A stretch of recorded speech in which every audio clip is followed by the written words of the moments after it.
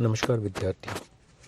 आज हम द्वितीय वर्ष कला के मध्यकालीन भारत के इतिहास पेपर के बारे में बात कर रहे हैं।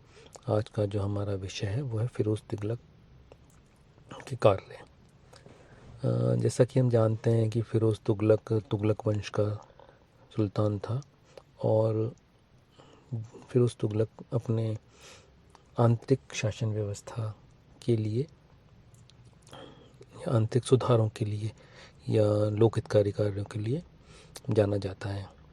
हम जानते हैं कि जिस समय फिरोज तुगलक सिंहासन पर बैठा उस समय अराजकता की स्थिति विद्यमान थी, क्योंकि उससे पहले मोहम्मद बिन तुगलक शासक था। उसकी गलत नीति और कठोर दंड व्यवस्था के कारण जनता में असंतोष था और खजाना जो था वो भी मोहम्मद बिन तुगलक के कार्यों के कारण खाली हो गया था और भारी संख्या में धन की कमी थी। उलेमा वर्ग भी मोहम्मद तुगलक की नीतियों से नाराज़ था और इस कारण उसके समय में अनेक विद्रोह हुए। अब चूँकि मोहम्मद तुगलक के बाद में फिरोज शासक बना तो उसको अनेक कठिनाइयों का सामना करना पड़ा, लेकिन हम जानते हैं कि फिरोज तुगलक उच्च कोटि का सैनिक, प्रतिभा संपन्न शासक नहीं था और यही कारण था कि उसने युद्ध के विपरीत शासन को व्यवस्थित करने और साम्राज्य में शांति और व्यवस्था स्थापित करने की तरफ अपना ध्यान लगाया। शासन तंत्र को व्यवस्थित करने के लिए उसने प्रशासन, विशेष रूप से राजस्व व्यवस्था पर जोर दिया। उसके सुधारों का मुख्य उद्देश्य था जनता को सुखी और समृद्ध बनाना और राज्य की आय में वृद्धि करना।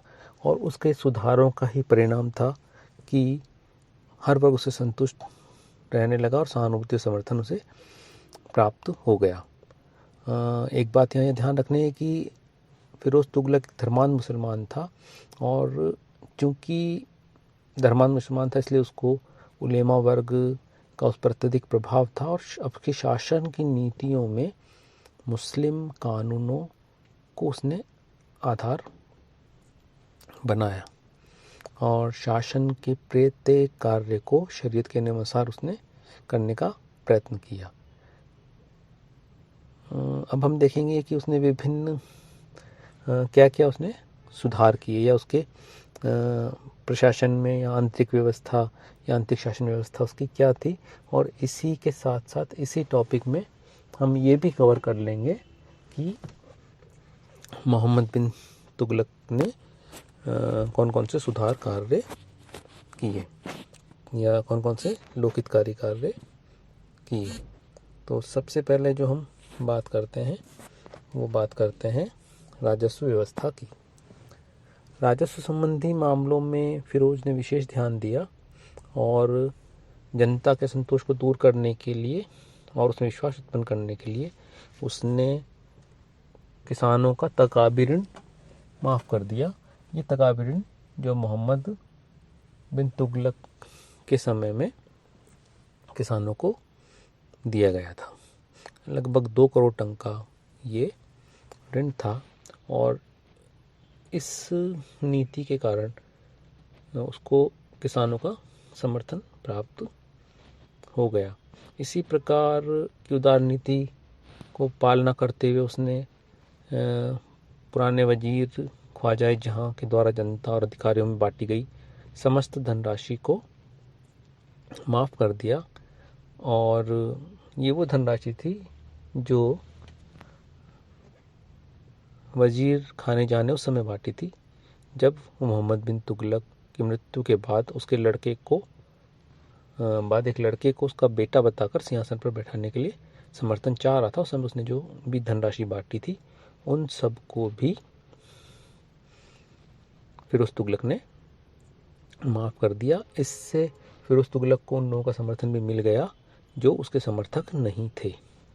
इसके अलावा जो उसने सुधार किया वो ये किया कि अब से पहले तक राजस्व हिसाब किताब का बकाया रकम वसूल करने के लिए प्रांतीय गवर्नरों को शारीरिक यातनाएं दी जाती थी। तो इन यातनाओं को फिरोज तुगलक ने इन पर रोक लगा दिया। अब स्थानीय शासकों को न तो अपमानित किया जाता था और न ही बकाया वसूल करने के लिए शारीरिक यातना ही दी जाती थी।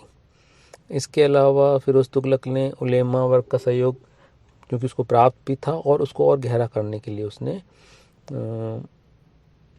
उलेमा वर्ग के पूर्वजों को जो भूमि अनुदान दिए थे और उससे पहले वाले सुल्तानों ने जिनको छीन लिया था, उन सब भूमि अनुदानों को फिरोज तुगलक ने वापस लौटा दिया। और न केवल उन अनुदानों को वापस लौटाया, बल्कि उसने नए भूमि अनुदान भी इन उलेमा वर्ग को दान में दिए, ग्रांट करना शुरू कर दिए। इस प्रकार उनके इस कार्यों से न केवल साधारण जनता, कृषक, अधिकारी, बल्कि उलेमा वर्ग का भी उसके प्रति विश्वास और सद्भावना उत्पन्न हो गई। इन रियायतों के बाद में उसने विशेष जो ध्यान था वो राजस्व मामलों पर लगाया। उसने ये पता करने के लिए कि राज्य की वास्तविक आय कितनी है, हिसामुद्दीन जुनैद को नियुक्त किया और इस हुसामुद्दीन जुनैद ने 6 वर्षों तक लगभग प्रांतों का दौरा कर और स्थानीय सूचनाओं को इकट्ठा कर ये निर्धारित किया कि खालसा भूमि से होने वाली राज्य की वार्षिक आय 6 करोड़ 75 टंका निर्धारित है।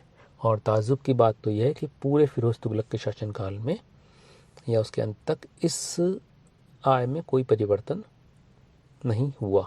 फिरोज द्वारा समस्त राज्य की आय का नए सिरे से निर्धारण करवाना वास्तव में राजस्व व्यवस्था के क्षेत्र में उसका महत्वपूर्ण सहयोग था या महत्वपूर्ण कार्य था और इससे आय और व्यय का संतुलन स्थापित किया जा सका।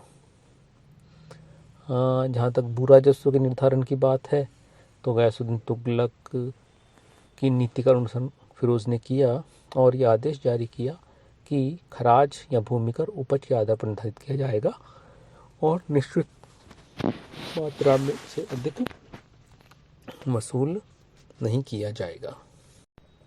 जहाँ तक करों का सवाल है तो इस संबंध में इस्लामिक कानून शरा का अनुसरण किया गया और शरा के अनुसार केवल 4 कर जनता पर उसने लगाए जो थे जजिया, जकात, खराज और खम्स।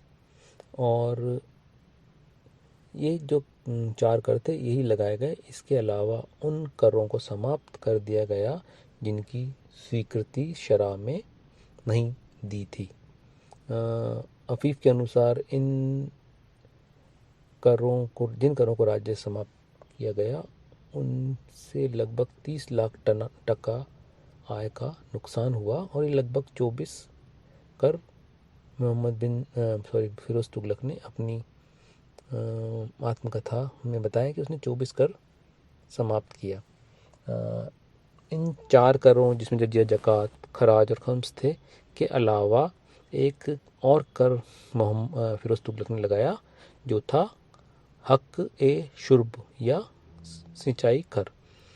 और ये भी उलेमाओं के परामर्श के बाद ही उपज के 10वें भाग के बराबर निश्चित किया और ये सिंचाई कर केवल उन्हीं किसानों को देना होता था जो फिरोज द्वारा बनाई गई नहरों से अपने खेतों की या अपनी भूमि की सिंचाई करते थे। अन्य लोगों को ये कर नहीं देना होता था।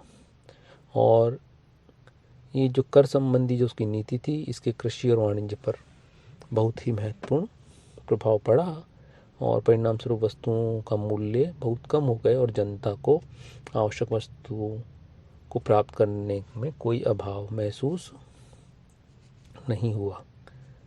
फिरोज तुगलक की राजस्व व्यवस्था की एक अन्य विशेषता थी जागीर प्रथा को अत्यधिक विस्तृत करना या अत्यधिक उसको विस्तार देना। उसके समय में अधिकारियों को बड़े पैमाने पर वेतन के बदले जागीरें दी गई। अभी तक ये जागीरें केवल सैनिक अधिकारियों को दी जाती थी और फिरोज तुगलक के समय में ये जागीरें सैनिकों को भी वेतन के बदले दी जाने लगी। अफीफ लिखता है कि इसका दुष्परिणाम यह हुआ कि कुछ अधिकारियों ने अपनी जागीरें साहूकारों को बेच दी और साहूकार इसका अनुचित लाभ उठाने लगे और मनमर्जी से किसानों से भूमि कर वसूल करने लगी। इस प्रकार हम देखते हैं कि राजस्व व्यवस्था में मोहम्मद बिन तुगलक ने बहुत सारे सुधार कार्य किए। मोहम्मद बिन तुगलक के अगले सुधारों को हम अगले व्याख्यान में बात करेंगे। धन्यवाद।